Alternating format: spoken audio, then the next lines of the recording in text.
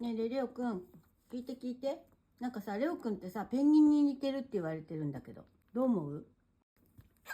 うん、レオくん、ペンギンに似てる？似てる。寒いところにいるんだよ、ペンギンさんは。氷の上をね、今のレオくんみたいにね、歩くの。レオくんみたいにこうやってゆらゆらしながら歩くんだよ。こうやって、そうそうそう、おいっちに、おいっちにって。ペンギンさんの真似。うん。何が似てんのかなと思って、歩き方が似てんのかな。ちに、ペンギンさん。